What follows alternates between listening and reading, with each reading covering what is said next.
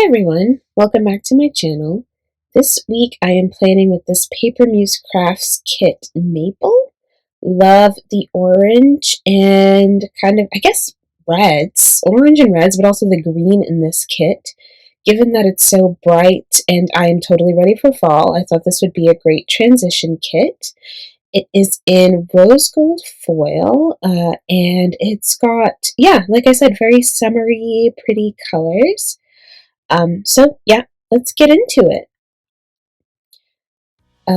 This week was a week, as they usually are.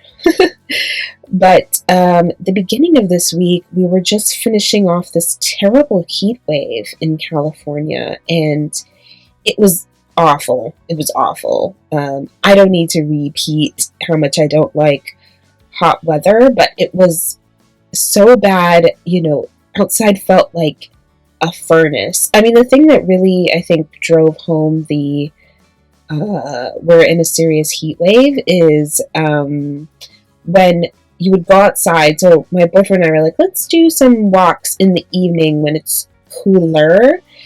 We would go out at like 8:30, 9 o'clock, which is fairly late to be like just outside walking around, I think. And it would be getting dark, but it would still be like 88 degrees. And so, we went out, we had our flashlight, and we would go for a 30-minute walk, and we both came back and we were sweating. And I was like, it is crazy how hot it is so late. It reached 107 where I was, which I've never seen that temperature in all the time I've been living in California, in this part of California. And a couple of places south of me lost power. So this is a somewhat common thing, I'm sure y'all know, that people are running their air conditioners and it's putting an extra strain on the power grid. So it's like the worst time to lose power, but it happens with some regularity. The first time I think I experienced this was actually 2020. And it was that whole kind of summer set of weeks where it was incredibly orange outside because of the fires. So it really was like apocalyptic. Everyone was joking like we're in hell. I was like, truly, because, it was COVID. There were fires all around where I was living. It was basically like I was in the middle of a circle of fires, which fire is pretty common in California, at least, or has become more common, I feel, in the time that I've lived here. And the sky was orange, and everyone was running their air conditioning. I think people had air filters there then, even. I heard a lot of people were like, I also had my air filter going, and the power went out for like, I don't know, like 4 or 5 hours. And so you're in the house, sweltering hot. There's no AC, and you're just baking. You can't watch TV. You can't, like, I had trouble even making phone calls. So I could barely call or text. Like, I didn't have service. So you're just sitting there melting. The first time I ever went through this in my life was the, like, big New York blackout. I don't even remember what year that was. I think it was in the 2000s. I still have a newspaper from there. The front page of the Times. Was it the Times or the Daily News? It might have been the Daily News. Was just all black, and it was like blackout. And it was such a strange experience then, because we really hadn't had very many like blackouts, I think, or really any. I remember growing up, but the first thing I noticed was I was at my aunt's house, and I was going with one of my sisters, I think, or I might have been by myself, to go home, and I had to take it was like a short, maybe 10-15 minute bus ride home. And I left her house, and I went to cross the street, and none of the streetlights were on. So, like, the streetlights were off, the walk sign was off, and I go to try to cross the street, and, like, people are confused, they're slowing down. Most people, I feel like, when there's no power on the streetlights, know that, like, just treat it like a stop sign and kind of just slow and be cautious. So I go to cross the street, and my cousin comes up running, and he's like, come back, like, there's no power.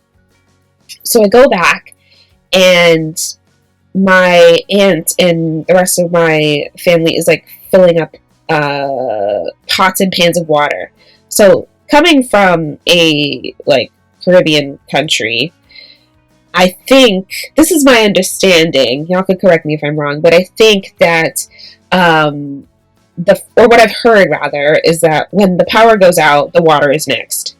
So yeah, they were filling up pots and pans, basically anything that could hold water with water. And so, you know, my parents came to pick me up, and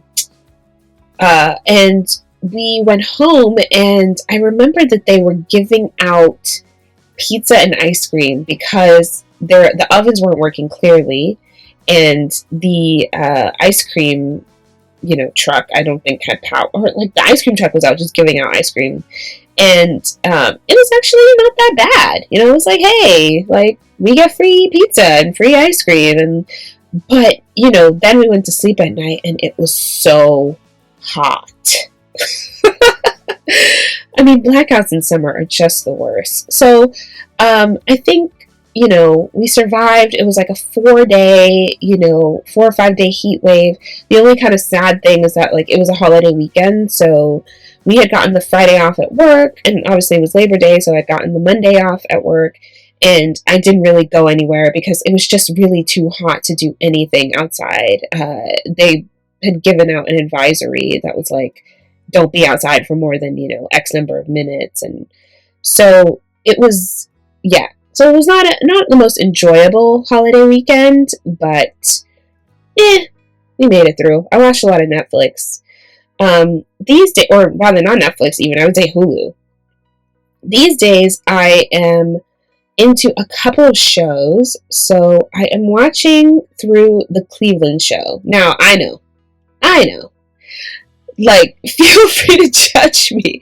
But I do love an adult animated comedy. Like, that is totally my genre. I love Archer. I love Family Guy. I love Bob's Burgers.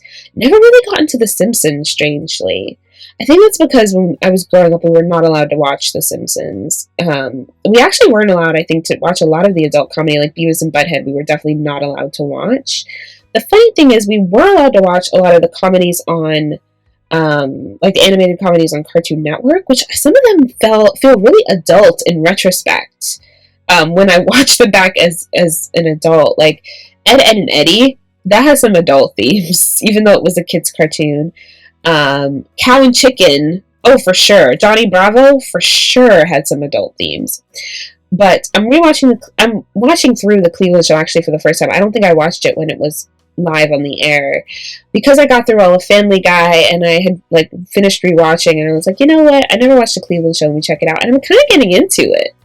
I feel like if you watch anything long enough you'll, like, you know, become invested. So I'm watching that. I'm also rewatching an old British comedy that I enjoyed watching as a kid. So it's called Are You Being Served? You might have heard of it. I don't know if anyone's heard of it actually. It's basically, the premise is that there are these people that work in a department store, in the clothing department of a department store, and they're British and they get up to all kinds of like hijinks. The show was on, I think, in the 70s, late 70s, early 80s, or maybe just 70s. Yeah, it definitely feels very 70s. And the funny thing is, again, I watched it as a kid, never really thought about the things that they were saying, but now that I'm watching it as an adult, and you get this warning on Amazon, it's like, contains racist language. I was like, oh yeah, they did say that. Oof.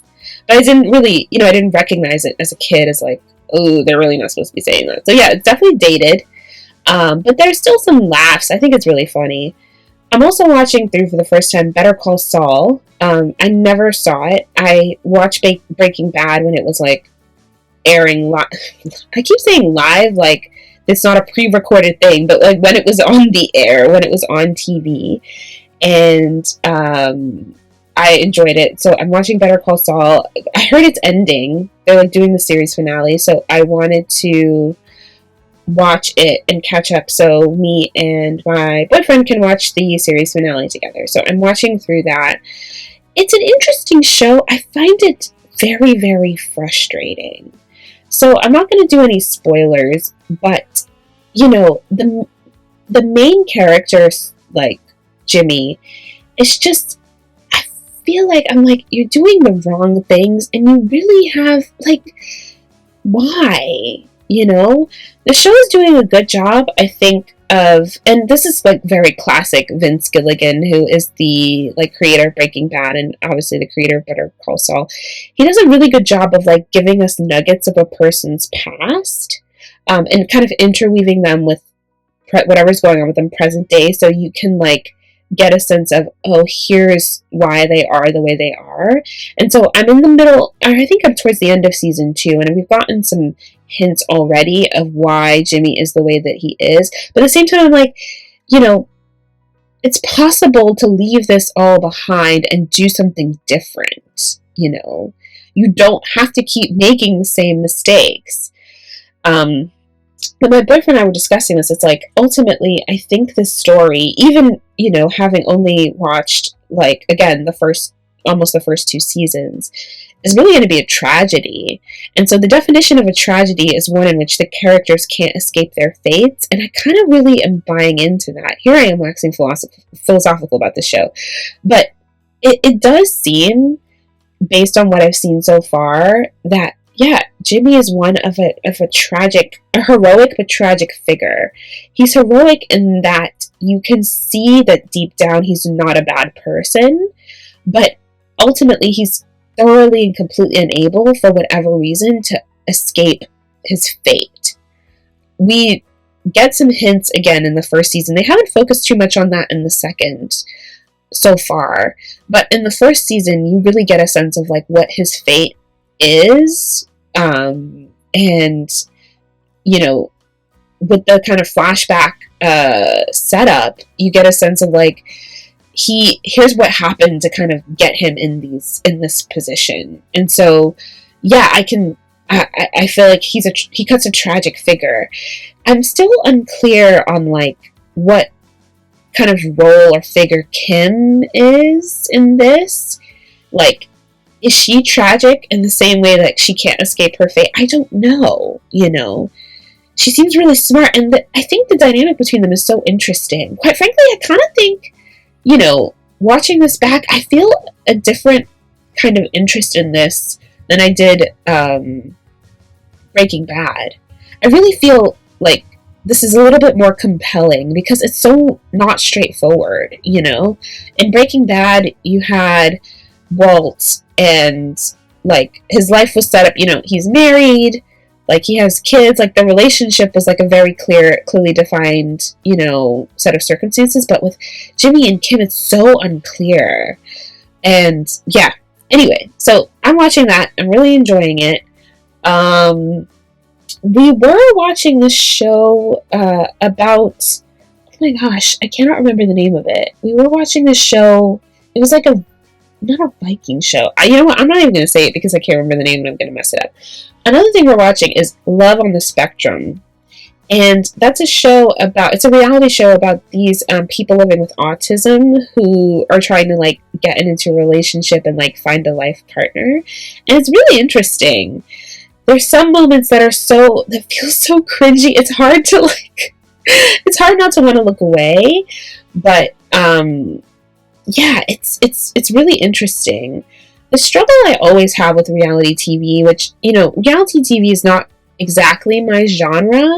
That's not usually my go-to, but some of them I enjoy. Like, I enjoy Drive to Survive, which is the Formula One series, and Blown Away, which is the glass-blowing, like, reality competition series.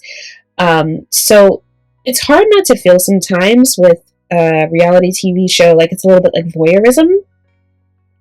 Like people's lives and real struggles are being kind of put on display in a kind of like where you're supposed to kind of, you know, gape at them, and it's a little bit like it's different, I think, with reality shows like Selling Sunset or Real Housewives. Like, you know, these people like agreed, you know, to be on the show, and that it's very like, you know, like they're getting something out of it too, definitely. They're getting fame, they're getting, you know, attention for whatever their business ventures are. Like, it feels a lot more transactional, whereas, you know, something like Love on the Spectrum, where feels like it's much more ordinary people who are really struggling. It's like, you know, the show, I think, does a good job of helping you find, like, of really painting autistic people in more fleshed out light, I think, and really helping drive some empathy. But I'm like, does this feel like we're just like,